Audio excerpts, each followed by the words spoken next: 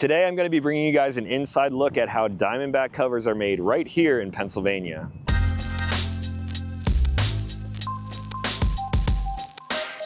What's going on, everyone? Back with another episode of Stuff and Things, and I am currently in Phillipsburg, Pennsylvania today at the Diamondback Covers headquarters.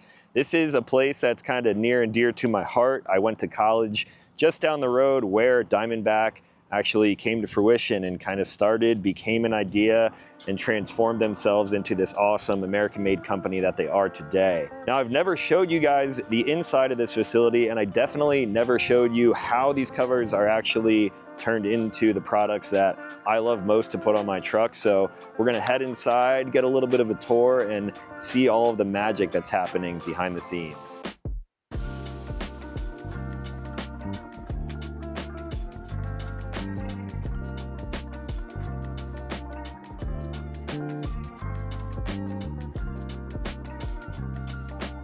All right, who's giving the tour? You guys know Mark. Put you on break today. Andy. Everyone loves Andy. You'll get screen time later. Ian, what's up, dude? How's it going? Good, man. Production manager here at Diamondback. For how long? Actually, probably only 13 months now. Okay. So a little over a year. Yeah, I've been with the company damn near 10 years now. Love that. Staying strong. Pennsylvania through and through? Through and through. Yes. Born and raised. That's why Andy likes me. Actually, I had to overcome that, Talon. Like a PA guy. Yeah, I will say That Central move. PA isn't usually like a brag. Yeah, he loves it as a brag. Oh yeah, so you guys don't really see people out there, huh? All right, so obviously as we walk in the shop here, I always prefer to like kind of kick off down in this area. Kind of helps with like the flow, kind of understanding. All right, so everything that you see here is the start of our process. Every single cover that we make starts out as this blank sheet. He's going to create a diamond plate one. We have two solid finishes. That's a smooth finish and the diamond plate finish. Diamond plate comes in that polished aluminum finish, and the other is that rugged black finish. All smooth plate is going to be that rugged black coating. So any cover that's getting that rugged black coating gets just like anytime you spray paint something, you don't prep it. You're gonna have problems with delamination. So what we do is prep every sheet that gets that rugged black finish by sandblasting it, roughing up that finished surface, giving that rugged black coating something to hang on to. When we do that sandblasting process, what happens is we put a bunch of surface tension in the face of the material that we're blasting, and once it curl up like a Pringles chip. Instead, what will happen, we'll send it through our plate roller over here and make sure that it's getting a nice flat finish. Hopefully we don't see any warping, or at least help the welders have easier jobs. All right, so we actually have 3 different pieces of equipment that bend or fold our panels. Our newest one is our folder, most ergonomical, best bends, very crisp machine. Our other 2 items are going to be the denters. They're just traditional press brakes. For the most part, it's not as ergonomical. It's a lot more on shoulders and backs when the operators are working with those. So obviously we try to make sure that we're accommodating anything ergonomically over there as long as we're operating over there. All right, so from here, hopefully we already have some bent up covers. Every line that you see out here is going to be started with a TIG welder. Those guys are going to sit there, do all your exterior measurements, your TIG welds, get everything all lined up and measured out, and they'll be good to go. From there, they'll send it down to the MIG welders. The MIG welders are going to weld in all the guts, the RGB bases, the ball studs themselves, everything that gives that little bit more rigidity or makes that attachment point to the center panel. And that's where you're getting most of the rigidity for that 1,600 pound capacity on the HD. Correct. The rigidity comes from the studs. A lot of the strength comes from the TIG welds. The studs keep it nice and flat, where the TIG welds are what's kind of holding those bends in place. All right, so now we're at our mask/spray area. One of the big, huge differences of polish and rugged black finishing is the process, obviously. So anything that's getting coated, obviously has to get painted, masked, taped off, everything.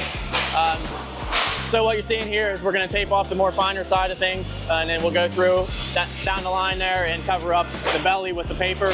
All that's going to do is just protect the inside of the panels from getting that overspray or rugged black coating on the inside. All right, so we just got our cover, and it is taped, masked, and ready to get sprayed. So what we did was line up all of our projections, make sure that everything is everything's correct. There's no burn through. The welds are there. Anything that's going to keep us from making an outlet item. So we align our projections, start the program, get that base coat in.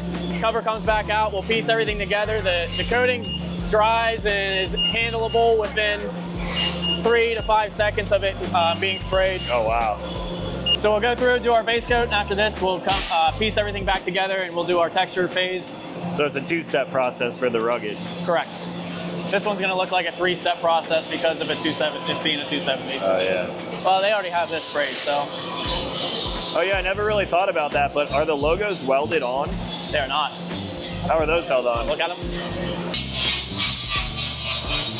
We have Mackenzie here. She's installing a logo. So all she's doing is prepping the area.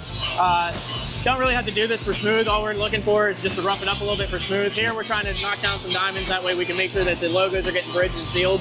If we have any like openings in the logo, it's pretty easy for water to get in there. Water freezes, expands, starts to separate that logo from the cover. So as long as we get a full coverage and full seal, we don't have to worry about the ice. So it's almost like adhesive and then is sprayed on? Yep, it's just a little like foam adhesive. A little sticky on the back. That's cool. A little foamy on the front. This is our top coat booth now. So we just got done with our base coat. We did our texture phase.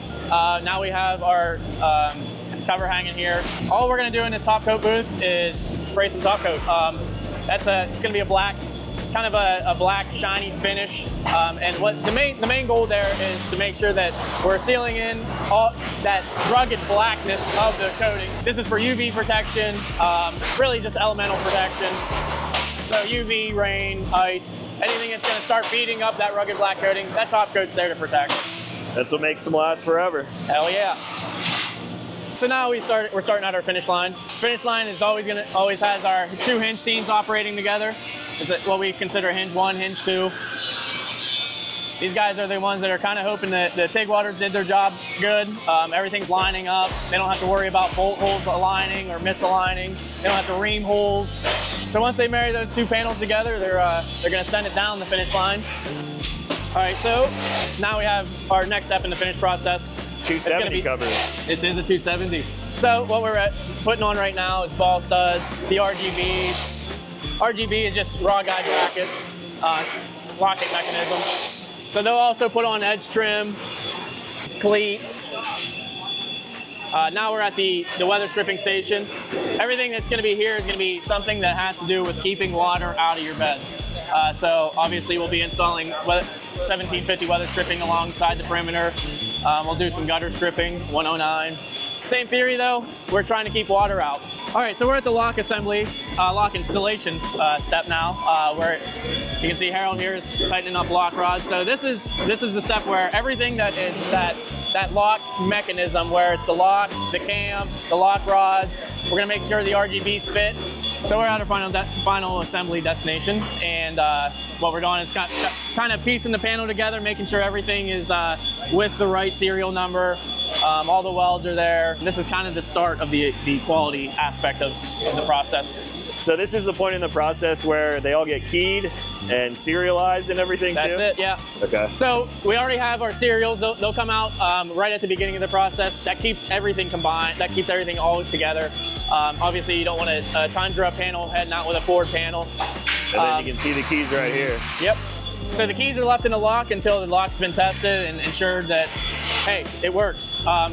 We also confirm that the locks are interchangeable, universal for that panel cover, or that covers locks. After that, we have our bundle of love with our keys tied off.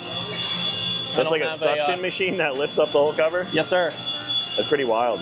They did it by hand until, what, 2 years ago? Yeah, it's one of those things where you're like, you get so used to doing something that we're like sitting there loading hundreds of pounds in, and then you turn around and you're like, wait, why the hell didn't we think of that 10 years ago? We'd have back injuries. They were loading these by hand. By hand, every one of them. I've unloaded them by hand a few times. Yeah, now do 45 in a day. No. The big long bed HVs too, get up to 180 pound package weight. Yeah, that cover right there.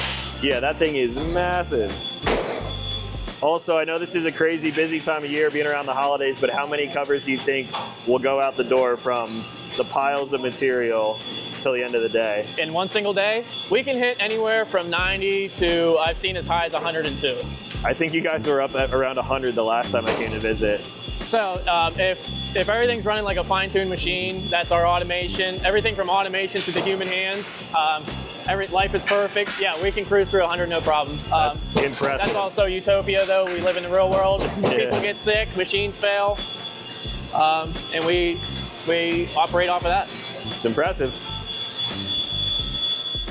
All right, so there you guys have it, a completed project from raw aluminum and all of the components, all the cutting, welding, bending, coating, and everything, all into a completed project right here. This is a Diamondback HD cover with the diamond plating and of course the black coverage, the cleat package, all fit for a Ford F-250, and these things are just amazing. It really is kind of like the heart of the truck.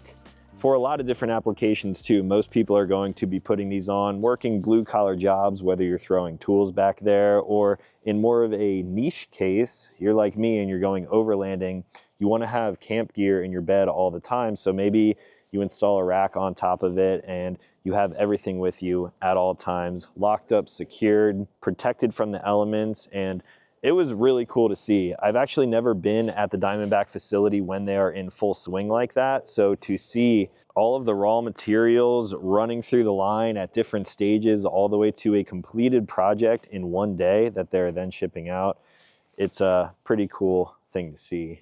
So these are of course available for a lot of different vehicles out there. And if you guys are curious if they make one for your own vehicle, head over to the website, diamondbackcovers.com. I will leave a link in the description down below. And hopefully you enjoyed this quick little insight at how Diamondback covers are made. I gotta give them a huge thank you for supporting me and all of my adventures throughout the years. Handmade USA company, what's not to love? So if you guys have any questions, let me know in the comments down below. I'll try to answer anything as best as possible. And if you are new to this channel, consider clicking subscribe because I make new videos every single week. As always, thanks for watching. I'll talk to you in the next one.